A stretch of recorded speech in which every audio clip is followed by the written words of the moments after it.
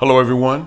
This is Casey Towns, and I'm coming to you from the place where underdogs are always expected to win, and that place is caseytowns.com. Today, today we're going to premiere our first recap video of the July 29th event titled Panel for Purpose. It's important for me to tell you that today there's not going to be any fluff. There's not going to be any outtakes, no overdubs, no blooper reels, or anything that might dampen the impact of the panelists' words. We're not going to leave out interaction between each panelist, and we're not going to try to sugarcoat their words, the words in their messages of social justice and change. What we are going to do, we're going to bring you the raw, uncut videos as we shot them at the event.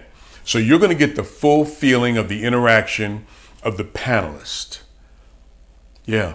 And the meaning of their words. I want you to remember, Panel for Purpose, this event is about positive social change as we continue to live and move forward. As we move forward, we're going to have a recap event coming up, and that's going to come up in the next few weeks.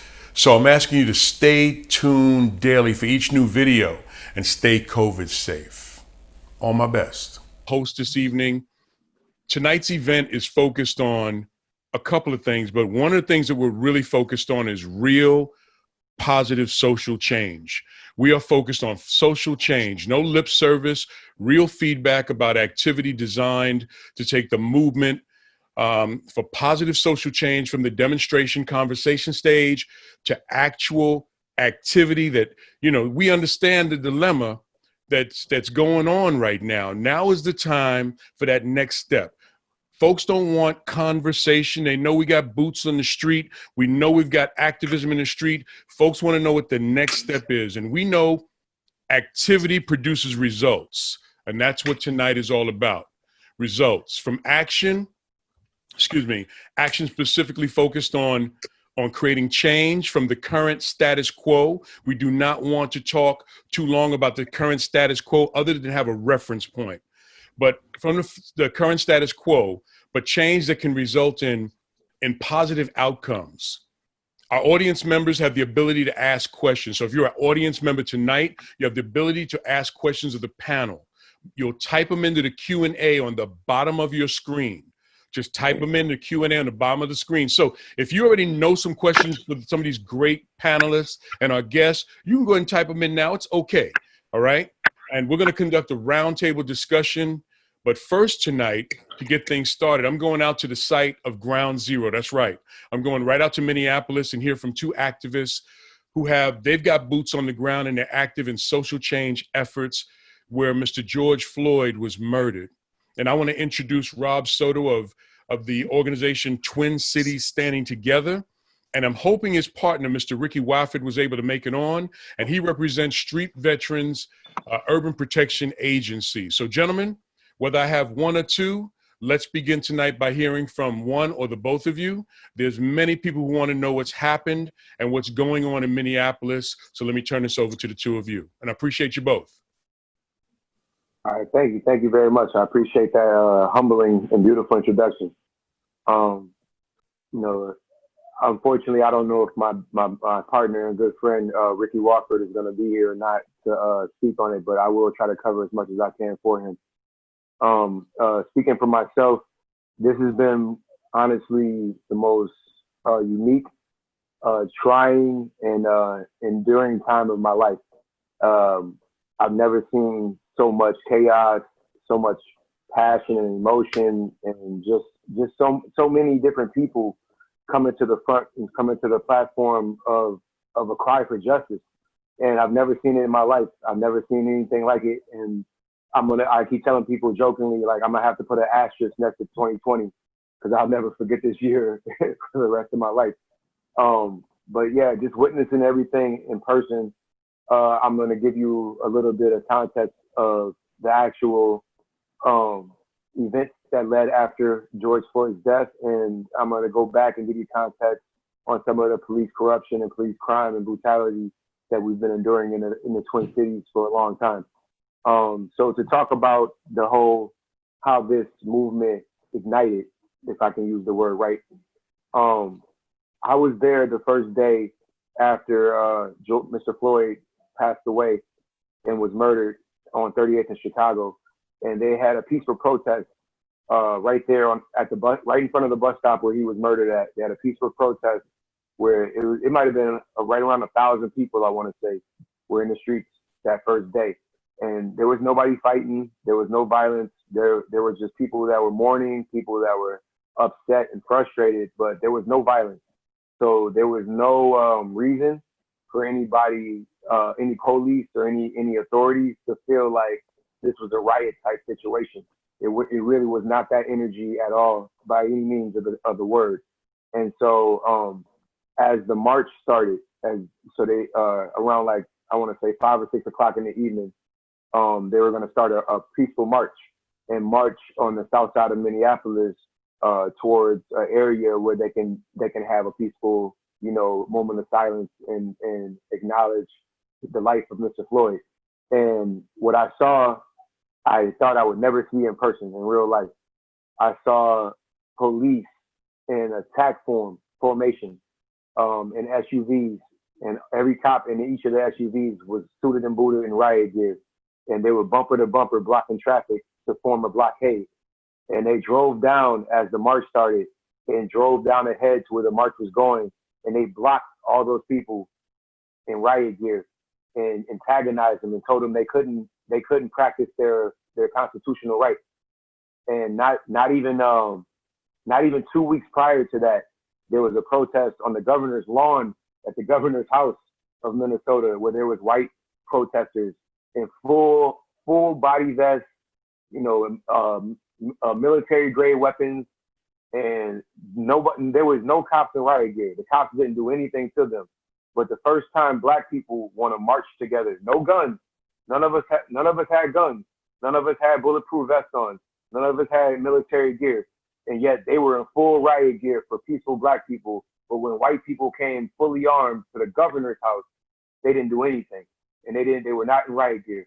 So I think just that because of the timing of that, and because they antagonized people that already had had enough, that is what exploded the uproar. And that night, the police started to pepper spray people, tear gas them, and the whole nine. To where, for once, the people had had enough and they pushed back. And that's what the first riot started that first night, Tuesday night. They destroyed the third precinct on the south side. They burned it down. They tore up a lot of police cars. They trashed the whole precinct. And it was just like, I never thought I would see anything of that magnitude with my own two eyes. And it was just surreal. But then that eventually led to the next day where people were not still, at that point, people were still not content with the way the police were treating us, with the way the police were coming at us. And it ended up becoming a way bigger riot than the first night, the second night, which is what led the whole world to turning on fire from what happened that Wednesday night. So to put it in my perspective, after I saw what happened that Tuesday night, and when I saw what they did to the police precinct, and I saw how the police antagonized it and they caused all of that violence, I took it upon myself the next day to like do a little more. I said, I gotta come out, I gotta go out and stand with my people. I can't let my people and my family and my friends stand out here by themselves. And this is my community. So I felt like I had to be there. I had to go protest. I had to go stand side by side with my people and speak my voice so that we can be heard, because this was just not right. And so the next day, I woke up and went to the government center, and I sat with the protesters. It was a really hot day. I can remember as I was walking, I saw some people like almost passed out on my way to the protest. And it was like hard for me to watch that, like all these people coming like to stand with us and, stand by us. And nobody had waters. Nobody had food. They had boarded up. Everything in the city was boarded up, and there was nowhere to go. You couldn't even get gas. So a friend of mine was handing out waters. And so I saw him. I said, bro, let me help you hand out waters. I see all these people down the street passing out. I can help you. He said, look, I got to go to work anyway. And he gave me all the waters and said, look, you take them and give them to whoever you need to. So I didn't really have a lot of help, but one of my guys saw me. He helped me get the waters down to the government center where everybody was protesting. And I took like 5 or 6 cases of waters, and I just started filling my shirt up. I didn't, it was COVID, so I wasn't trying to touch a bunch of people and touch all the waters. So I filled my shirt. I put all the waters in my shirt, and I filled up my shirt, and I walked around, and I said, "Stay hydrated. It's hot out here. Free waters." And I walked around the protest, and I started giving away free waters. So I did that for like an hour until I ran out, and then I had my friend run me up to the store, and I got some more, and I went back out there. So after like spending the whole day just making sure people were hydrated and like people had like water because there was no stores open, my boy hit me up, and he was like, his name is DJ Phoenix. He's part of my Rockstar DJ crew. He hit me up and he said, "Yo, man, I'm over at Ground Zero on 38th in Chicago, and it's getting really, really bad over here." He said, "I don't know what's gonna happen, but he said my guy Jared called me and said, 'Can y'all come out here and host?' He said, 'I would go do it by myself, but I'm not from the South Side.' He said, 'I need somebody from the South Side to come over here, because they're not gonna listen to me. These people want to burn everything down.' So of course, that's my neighborhood. I was like, say less. I went and got my DJ equipment. I went over there and met him. We set up on the tables. As soon as I got to the neighborhood, I could already feel it. Like people was angry. People was there was no organization. It was chaotic. As soon as people saw me with my speaker and my DJ equipment, people from the hood like, 'Oh, what's up, Soda? You about to turn up?' And they started helping me move my equipment. People started gathering around us, and it kind of changed the energy when people realized that we was there to help and we was there to like change the energy. So we started playing some feel good music, and then like almost immediately my guy cut the music off and said, 'Yo, look,' he said, 'Stop. We're not here for that. We're not here to have a party. We're not here to barbecue. We're not here to dance. We're here because we need to remember why we are here, what the mission is. The mission is a black man was just publicly executed right there 50 feet from where we're standing. And this is not a time to party. This is a time to acknowledge the problems in our country and in our city.' And we talked. We spoke. Me and him both did speeches. We let some other people come in, do spoken word, do poetry. And, we kind of played feel good music in between as we kept the crowd calm. And we did that all night. From like 5 or 6 o'clock in the evening, we did that till about 12:30 or 1 in the morning. And we had to keep that energy like that because it was so many people talking about burn the store down that he kicked him out and he got arrested for it, burn down the whole block. There was so much misplaced anger that so many people just wanted to do something to, express their anger and their frustration. And at the time, the city was already on fire. So it was kind of like people's first intuition was, let's just burn it all down. And we had to work really hard to like they stop that from happening. Like we had to like almost divert their attention, if you will, from anger to love and passion. And so what ended up happening was, as we started to speak and do speeches and talk and keep the crowd calm, we started noticing like different people in the crowd, Right. that was struggling. And so I remember Phoenix picked this one lady out. He said, "What's wrong?" She was crying, and she said, "I don't know how I'm gonna pay my rent." And they talking about burning my house down and burning my neighborhood down. And so we stopped the music again. We told the crowd like, "Look, this is what the problem is. It's this beautiful black sister right here. She's already about to lose everything, and we don't even care right now. We're talking about burning down the very place that she raises her family, and nobody's talking about her and her wants. We're all talking about our wants, and we're being selfish right now. Where there's people struggling right here on this very corner that we're being blessed to even be able to stand on.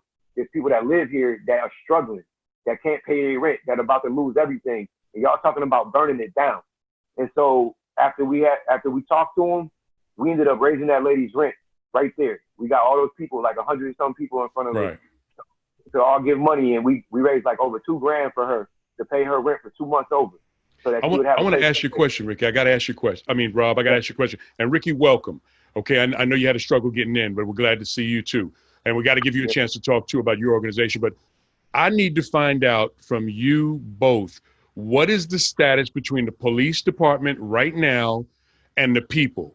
Because you are on the streets. So, I know a lot of this social movement that you're a part of is all about assisting people. And our hats are off to you, Rob, for what you and your folks are doing. So much of the story that I read on your organization is about saving people and coming back and getting people and picking them back up.